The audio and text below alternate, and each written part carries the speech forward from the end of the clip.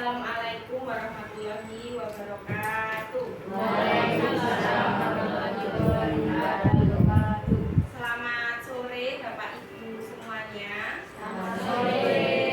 Bagaimana kabarnya hari ini? Baik, sehat, semangat, luar biasa.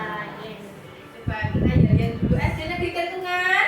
Sehat, semangat, berprestasi. Yes, yes, yes.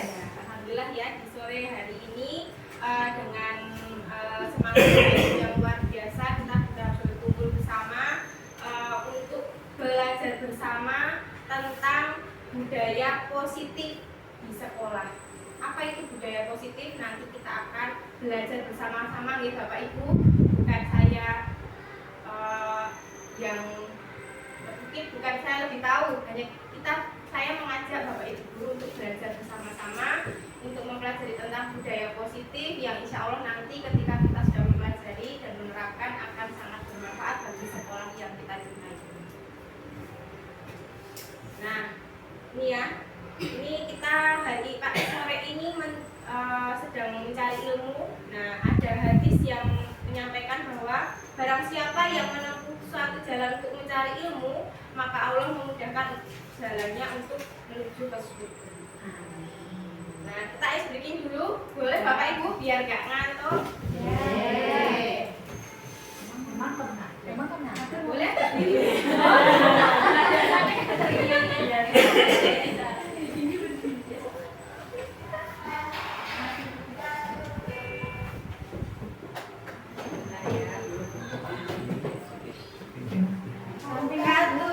Buka tutup, bertepuk tangan. Buka tutup, buka tutup. Buka tutup, tangan di bahu mikro. Buka tutup, bertepuk tangan. Digulung-gulung, digulung-gulung, sambil tertawa, ha-ha. Digulung-gulung, digulung-gulung, sambil menangis, hihi. Digulung-gulung, digulung-gulung, sambil teriak, ha-ha. Digulung-gulung, digulung-gulung, jadilah patuh. Oke, terima kasih. Sudah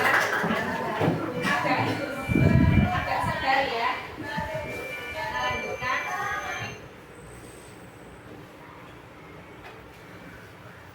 Nah, kita akan belajar tentang budaya positif, tapi sebelumnya saya ingin bertanya kepada Bapak Ibu semua. Apakah di kelas Bapak Ibu hari ini ada murid yang tidak mematuhi aturan? Nah, bagaimana Bapak Ibu merespon pelanggaran murid tersebut? Mungkin bisa ditulis Bapak Ibu 5 menit.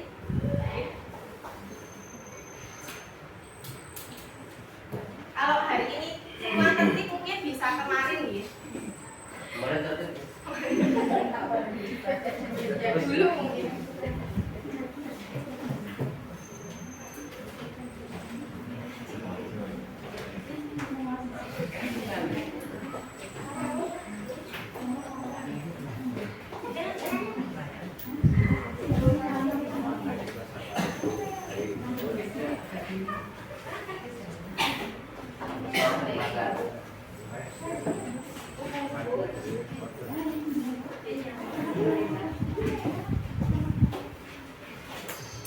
Bolpen nggak apa-apa? Merah? Nggak apa-apa.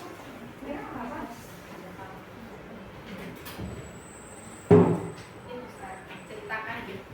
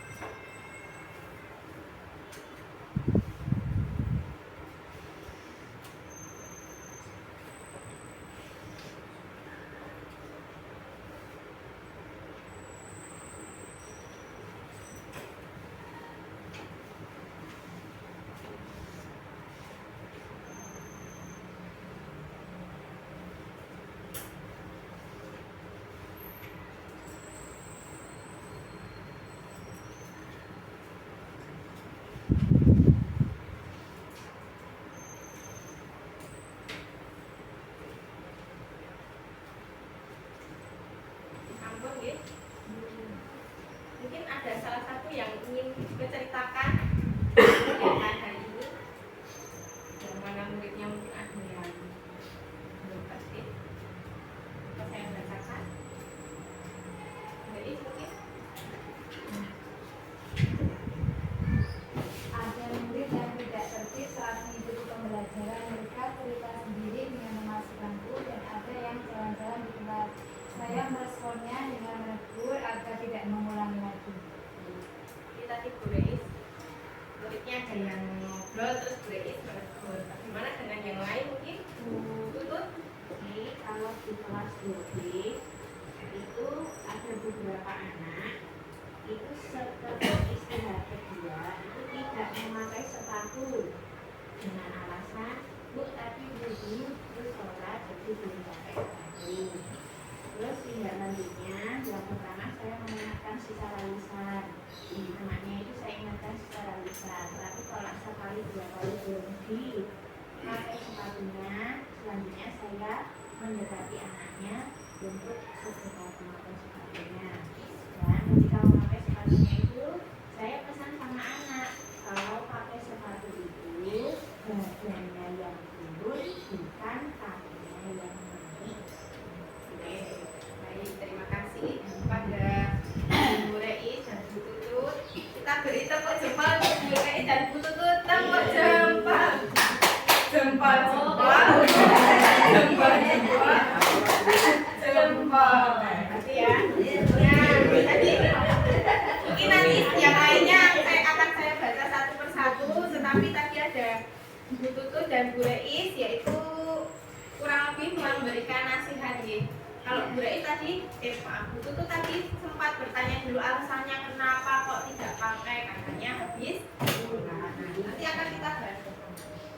Nah, sekarang lagi Bapak Ibu, kita akan berpasangan. Yang sebelah kanan jadi A, yang sebelah kiri jadi B. Nah, di sini Pak Haji dengan Mbak Sinta, Pak Bambang dengan Bu Dana, Ibu dengan Bu Mary. Nah, ini berarti yang sebelah kiri sebagai A. Ini A, Ibu A. Yang sebelah sini B.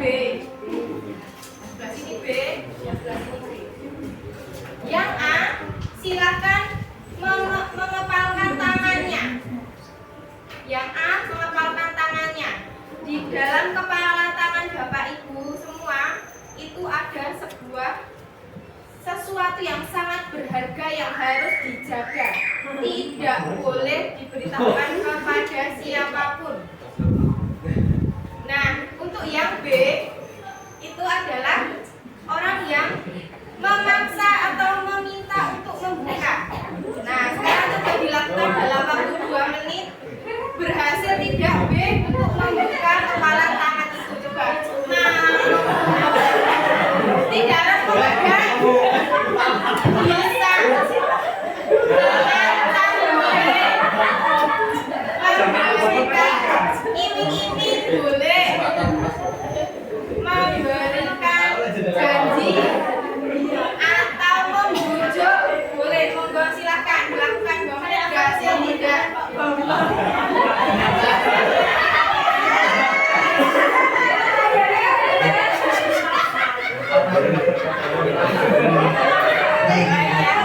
Tangan Bapak Ibu semua ini sesuatu yang sangat berharga.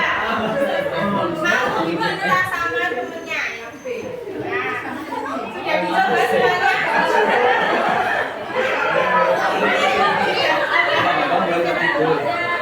Oke, terima kasih sudah dipraktekkan.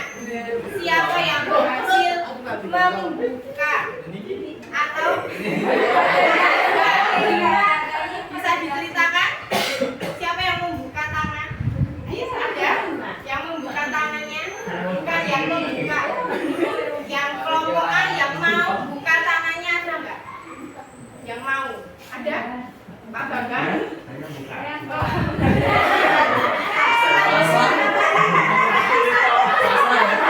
Baik, sekarang saya ingin menanyakan Pak Bambang, padahal tadi Bu Jana nggak ngapa-ngapain, diem aja. Kenapa Pak Bambang membuka? Berikan semua. Pas banget Ya. Oke. semuanya. Nah, kita lanjutkan. Apakah Anda atau B membuka kepalan tangan Anda? Nah, tadi yang terbuka Pak Bambang. Mengapa? Apa alasan Anda membuka kepalan tangan Pak Bambang? Karena apa? Dipaksa, dibujuk, diancam, atau memang karena apa? Kayak sama temennya.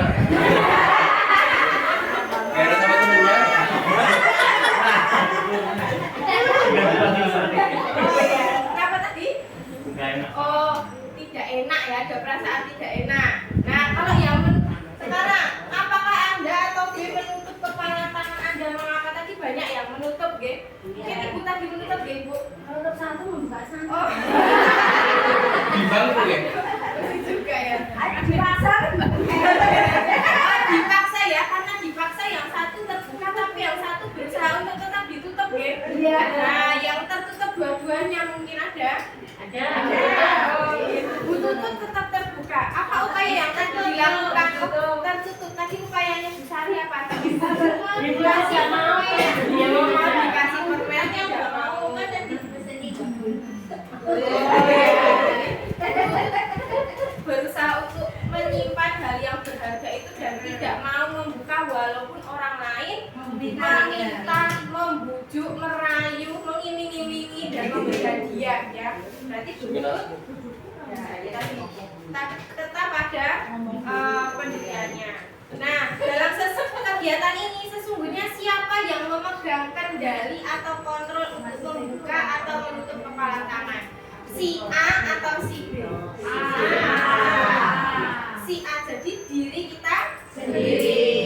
Pak Bambang walaupun B tidak ngapa-ngapain tetap buka. Karena apa? Ya Pak Bambang mau ya kan membuka. Tetapi Bu Sari sudah mengiming-imingi A tetap tertutup karena A tidak mau buka. Nah, gitu. Jadi yang mengontrol diri adalah diri masing-masing. Nah, ini Stephen R.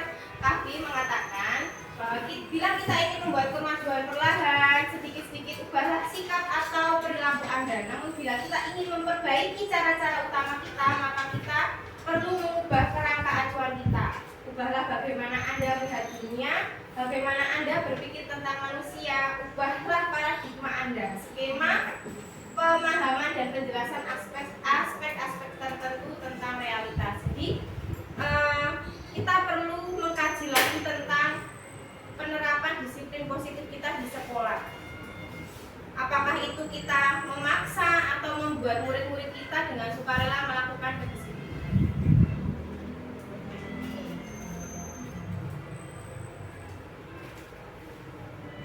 Kemudian di sini ada teori stimulus respon dibandingkan dengan teori kontrol. Kalau stimulus respon itu dulu disampaikan sesuai dengan behavioristik ya.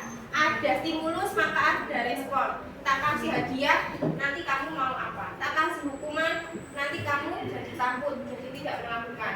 Sedangkan teori kontrol itu berdasarkan realitas atau kebutuhan yang berbeda-beda. Tiap murid pasti punya kebutuhan yang berbeda. Bapak Ibu kesini juga kebutuhannya ada yang sama, ada yang berbeda.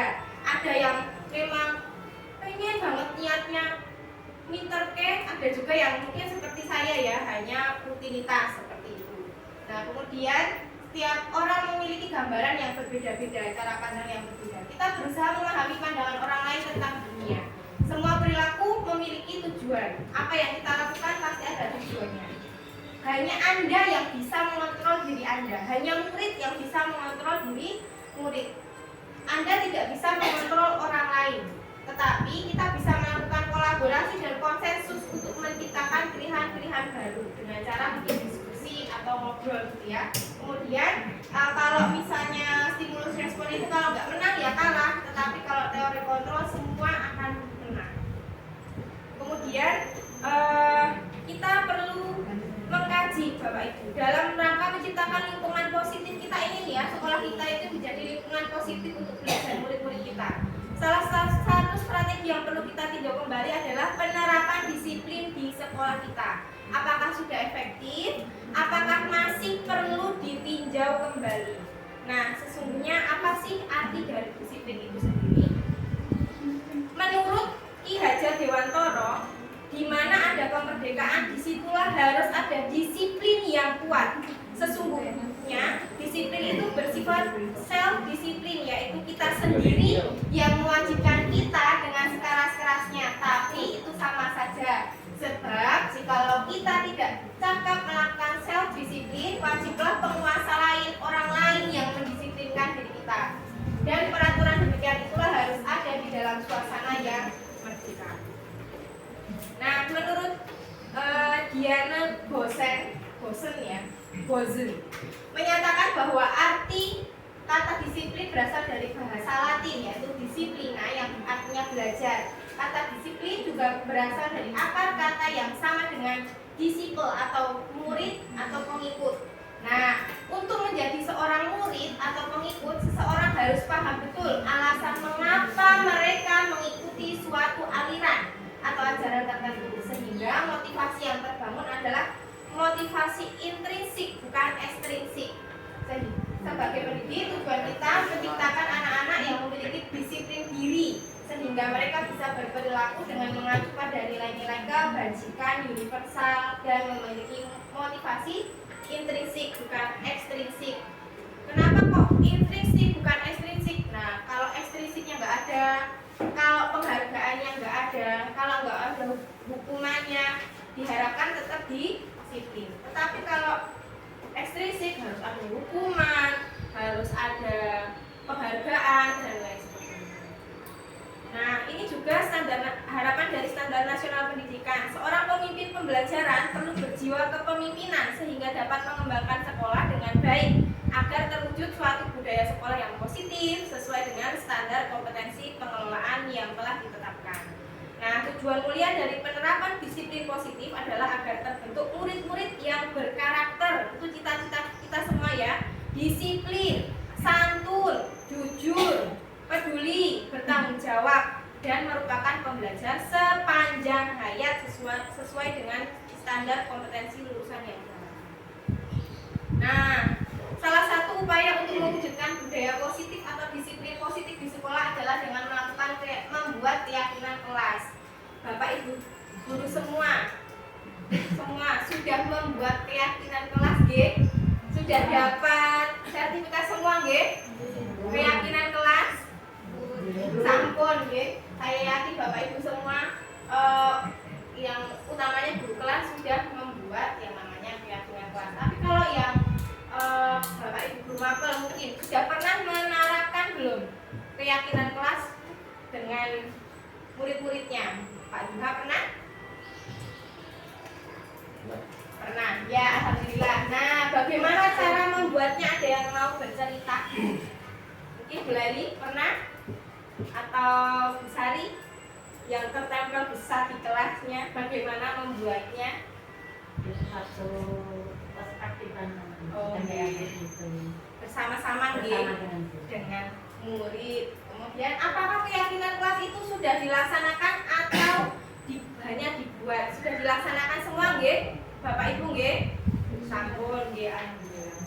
Kemudian kenapa kok sekarang tuh namanya kok aneh-aneh ya? Dulu kan peraturan ya peraturan aja. Sekarang kenapa kok diganti-ganti jadi keyakinan kelas, kesepakatan? Nah, ini harapannya ketika diganti nama atau ketika kita menerapkan hanya itu dan keyakinan kelas, itu harapannya semua itu berdasarkan nilai-nilai kebajikan. Bapak Ibu kenapa pakai helm kan kalau naik motor? Biar nggak ketilang. Pertanyaan, mengapa kita memiliki peraturan tentang penggunaan helm saat mengendarai kendaraan roda 2 atau motor? Karena keselamatan ya, karena kepala adalah hal yang sangat penting untuk dilindungi. Mengapa kita memiliki peraturan tentang penggunaan masker dan mencuci tangan setiap saat pandemi? Karena untuk kesehatan dan keselamatan. Pasti ada alasannya, pasti ada nilai yang ingin dicapai. Kemudian, nah nilai-nilai keselamatan atau kesehatan yang tadi sesuatu yang kita yakini, oh nek tangan gue helm, nanti kalau terjadi sesuatu yang nggak diinginkan, kita rugi sendiri. Kalau kita nggak cuci tangan, kalau ada kumannya, nanti kita rugi sendiri. Jadi ada keyakinan di dalam diri kita masing-masing bahwa sesuatu yang kita lakukan itu sangat bermanfaat bagi diri kita.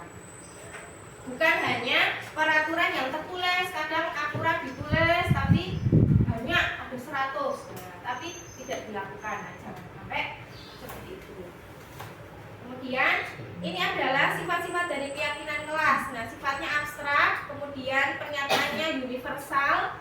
Pernyataan keyakinan kelas senantiasa dibuat dalam bentuk yang positif, jadi harapannya bukan negatif. Dilarang, jangan buang sampah sembarangan, diganti dengan buang sampah pada tempatnya. Jangan berisik, jadi jagalah ketenangan. Nah, keyakinan kelas dapat diterapkan di semua lingkungan kelas. Misalnya, kalau nggak memperhatikan Pak Guru didenda 1 juta, nah itu bisa nggak kira-kira? Tidak bisa, maka jangan sampai membuat keyakinan kelas seperti itu. Semua warga kelas hendaknya ikut berkontribusi dalam pembuatan keyakinan kelas lewat kegiatan curah pendapat. Kemudian bersedia meninjau kembali keyakinan kelas dari waktu ke waktu. Nah, kita perlu meninjau, mungkin dulu awal masuk belum terlalu kenal, mau bicara anak-anak juga malu. Sekarang bisa kita tinjau lagi apakah itu efektif di kelas kita, perlu ditambah tidak, perlu dikurangi tidak, atau diperbaiki. Kemudian tadi saya sampaikan tentang nilai-nilai kebajikan itu apa sih sebenarnya, sesuatu yang pandangan yang dimana-mana itu sama. Toleransi di tempat Bu Tutut dan di tempat saya sama, menghargai di mana-mana itu sama. Ini nilai-nilai. Nah, kemudian dalam menerapkan disiplin positif, kita juga tidak bisa serta-merta untuk ngejudge murid. Kita perlu mengulik lagi kebutuhan dasar apa yang sudah dan belum terpenuhi pada murid-murid kita. Nah, kebutuhan dasar murid kita itu ada 5. Yang pertama adalah bertahan hidup, kemudian penguasaan, kasih sayang dan rasa diterima, kesenangan, dan kebebasan. Ini menurut orang pintar ya, bukan menurut saya. Nah, kemudian seluruh tindakan manusia memiliki tujuan tertentu. Semua yang kita lakukan adalah usaha terbaik kita untuk mendapatkan apa yang kita inginkan.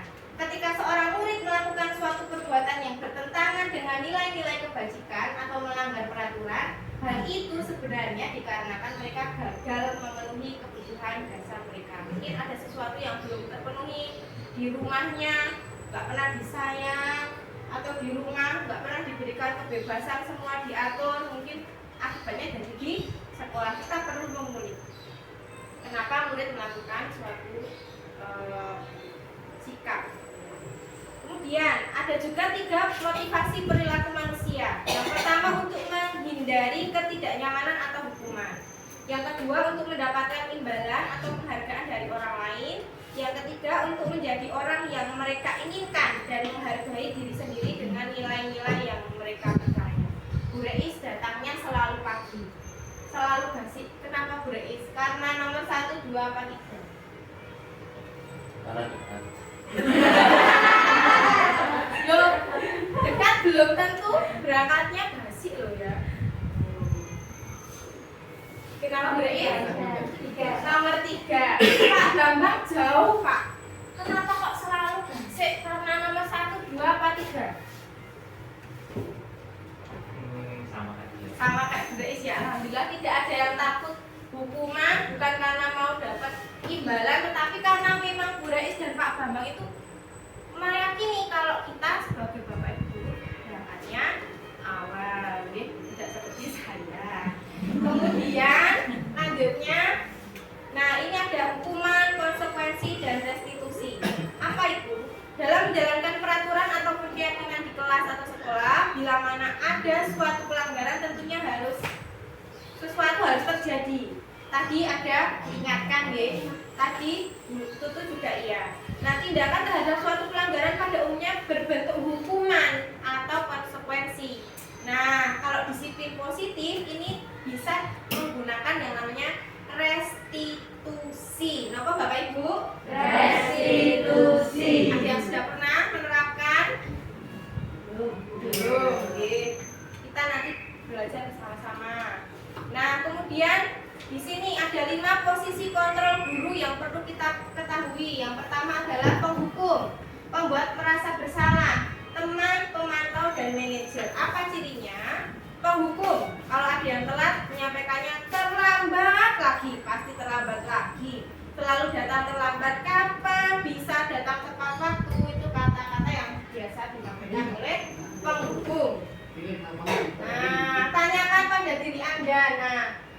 bagaimana perasaan murid bila guru berbicara seperti itu pada saat muridnya datang terlambat? Nah, menurut orang-orang pintar itu, Bapak Ibu, kalau kita sering menyampaikan seperti itu, kemungkinan murid bisa jadi marah, kemudian mendendam, atau juga memiliki sifat yang agresif. Bisa jadi sesudah kembali duduk, nanti nggak diingatkan atau dimarahi, dia akan kembali nah, di sini mencoret-coret bukunya atau tidak. Jadi melakukan kesalahan lagi kalau nggak dimarahi. Katanya orang pintar gitu.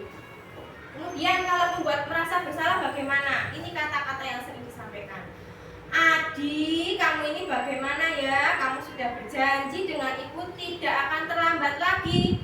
Kamu kenapa ya? Senang sekali mengecewakan ibu. Ibu benar-benar kecewa sekali. Nah, kalau gurunya seperti ini, katanya itu perasaan muridnya akan menjadi memiliki terlalu merasa bersalah, dikit-dikit merasa bersalah. Kemudian bersalah telah mengecewakan ibu atau bapak gurunya. Murid akan merasa menjadi orang yang gagal dan tidak sanggup membahagiakan orang lain. Kemudian teman, nah ini kadang-kadang ya ada yang menyampaikan, Adi, ayolah, bagaimana sih kamu? Kemarin kamu sudah janji ke bapak bukan? Kenapa terlambat lagi? Ya udah, tidak apa-apa, duduk dulu sana, nanti pak guru bantu kamu ini. Nah, sambil senyum. Nah, perasaan murid ketika gurunya seperti itu murid akan merasa senang dan akrab dengan guru. Nah, ini dampak positifnya. Tetapi ada sisi negatif, yaitu murid menjadi tergantung pada guru tersebut. Bila ada masalah, dia akan mengandalkan guru tersebut untuk membantu. Kemudian ada pemantau. Nah, kalau pemantau menanyakan lagi kepada peraturannya apa ya? Apa yang kamu lakukan? Sanksi atau konsekuensinya apa? Dia bertanya. Ingat gak konsekuensinya kemarin apa? Keyakinannya apa? Nah, seorang pemantau sangat mengandalkan perhitungan, catatan data yang dapat digunakan sebagai bukti atas perilaku seseorang. Murid memahami konsekuensi yang harus dijalankan karena telah melanggar salah satu peraturan di sekolah. Guru tidak menunjukkan emosi berlebihan, menjadi marah, atau membuat merasa bersalah. Murid tetap dibuat tidak nyaman, yaitu tetap harus tinggal di kelas pada waktu jam istirahat atau mengerjakan tugas kalau tidak selesai. Kemudian, nah harapannya Bapak Ibu, saya, apakah kita semua diharapkan untuk bisa menjadi manajer dalam pembelajaran. Nah, apa yang bisa kita sampaikan ketika menjadi manajer itu? Pertanyaannya adalah apa yang kita yakini? Kembali lagi ke keyakinan kelas yang sudah dibuat. Apakah kamu meyakininya? Jika kamu meyakininya, apakah kamu bersedia untuk memperbaikinya? Jika kamu memperbaiki ini, hal ini menunjukkan apa tentang dirimu? Apa rencana kamu untuk memperbaiki hal ini? Jadi semua dikembalikan ke murid lagi. Nah, pada posisi manajer, maka suara guru sebaiknya lurus, tidak perlu marah, tidak perlu meninggikan suara, apalagi menunjuk-nunjuk jari ke murid, berkata pinggang atau bersikap seolah-olah menyesal, tanpa sedih sekali akan perbuatan murid ataupun bersenda gurau menempatkan diri sebagai teman murid. Nah, kira-kira bisa mboten Bapak Ibu? Saya belum nggih, masih diam ini, suka tinggi suaranya, suka marah gitu nggih. Tapi pelan-pelan kita pasti satu langkah pasti nanti akan menjadi tulis. Kemudian manajer tadi fokus pada murid. Nah, jadi murid yang sudah mengetahui adanya suatu masalah dan sesuatu yang terjadi, guru memantau. Kemudian guru mengembalikan lagi tanggung jawabnya kepada murid. Nah, di sini ada konsep disiplin yang dianggap sebagai disiplin dengan identitas gagal. Yang pertama adalah hukuman. Akibatnya murid membenci peraturan, membuat murid tidak nyaman, kemudian menimbulkan rasa takut dan tersakiti, keterpaksaan, murid menyembunyikan kesalahan, mencoba mengontrol murid dengan penguatan negatif. Kemudian penghargaan. Kadang kayaknya memberi penghargaan itu muridnya senang nggih. Kadang-kadang saya juga seperti itu biar instan cepat. Nah, tetapi ternyata menurut peneliti itu murid kalau kebanyakan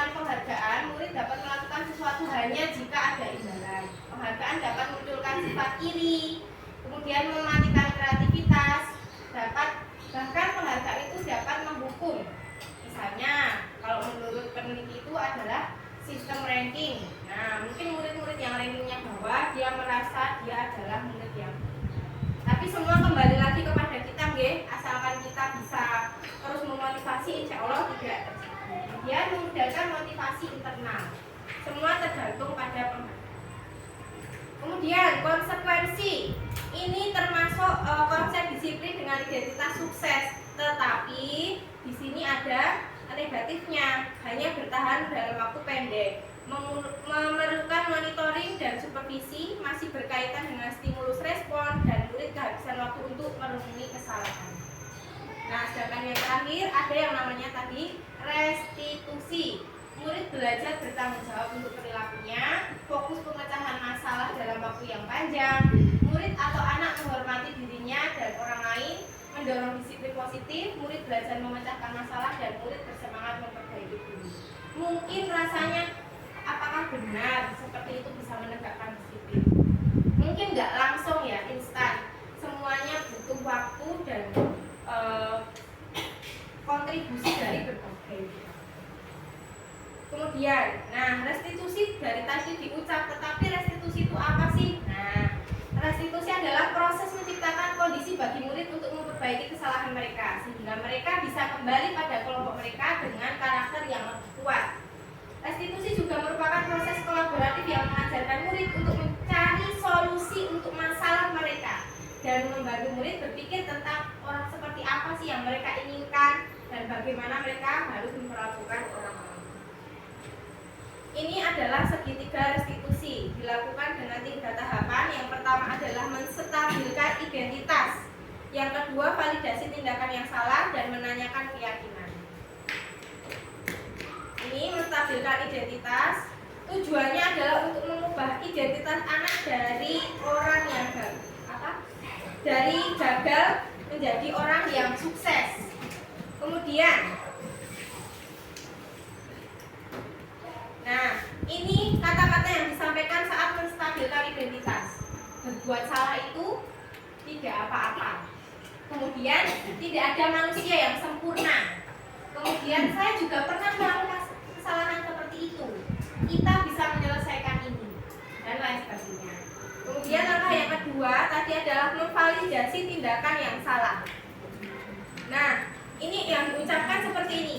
Kamu pasti punya alasan. Contohnya tadi, kenapa kok ngobrol ditanya? Kamu pasti punya alasan seperti Bu Tutu tadi ya. Kenapa pasti punya alasan nggak pakai sepatu? Ada alasannya. Jadi kita tanyakan kenapa. Kemudian kamu boleh mempertahankan sikap itu, tapi kamu harus menambahkan sikap yang baru. Nah, tindakan guru memvalidasi sikap yang tidak baik seperti bertentangan, kayaknya bertentangan ya, tetapi sebetulnya tujuannya adalah untuk menunjukkan bahwa guru memahami alasan. Jadi itu muridnya merasa dipahami.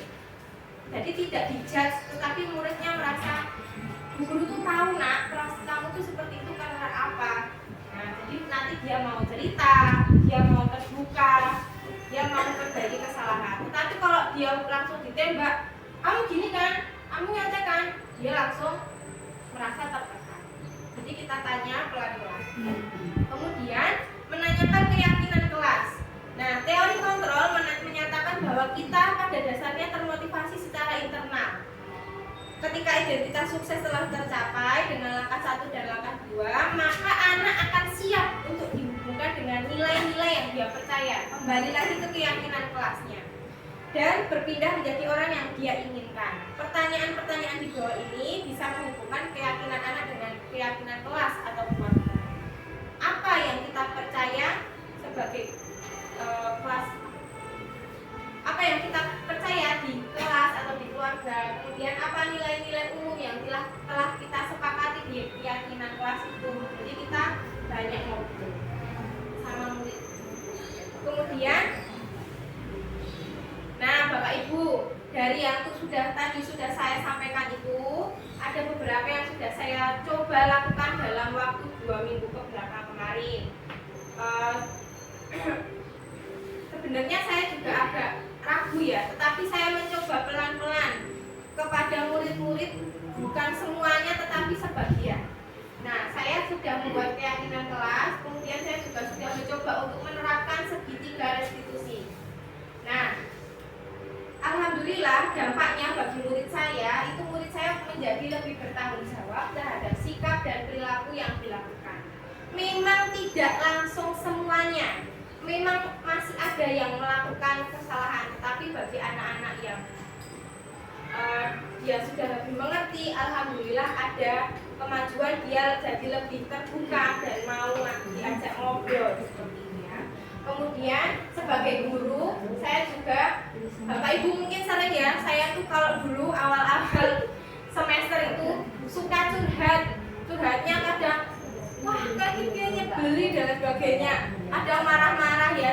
Saya kan maksudnya cukup apa namanya, cukup ekspresif ya, jadi sering ngomongin murid seperti ini. Bahkan mungkin Bapak Ibu yang sering lewat kelas saya tuh kadang-kadang suka dengar kalau saya tuh suaranya teriak-teriak. Tapi alhamdulillah dalam 2 minggu ke sini, setelah saya melakukan dan menerapkan keyakinan kelas dan menerapkan segitiga institusi di kelas saya sudah mulai dapat lebih mengontrol ini emosi ya. Jadi saya tidak terlalu berharap banyak kedisiplinan anak-anak langsung, tetapi step by step alhamdulillah dapat terwujud, dapat bertemu. Nah, Bapak Ibu mohon diberi cakepnya ya. Ikan hiu makan tomat,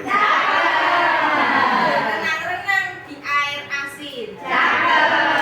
Mari kita selalu semangat, tunjukkan karakter murid disiplin.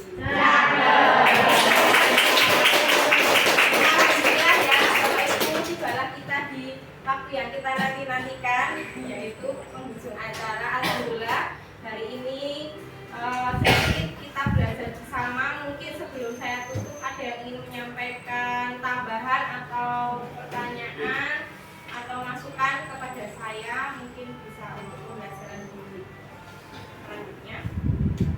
Mungkin sudah cukup. Terima kasih. Jika tidak ada, semoga apa yang sedikit ini bisa kita menjadi penyemangat kita semua untuk mewujudkan murid-murid yang memiliki karakter. Terima kasih Bapak Ibu atas perhatiannya. Saya tutup. Mohon maaf jika banyak kesalahan. Wassalamualaikum warahmatullahi wabarakatuh. Waalaikumsalam warahmatullahi wabarakatuh.